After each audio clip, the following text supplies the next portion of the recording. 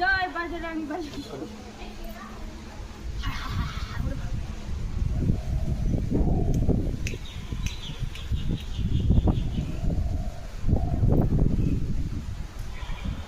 তোরা আমাদের পাড়া কি করছিস?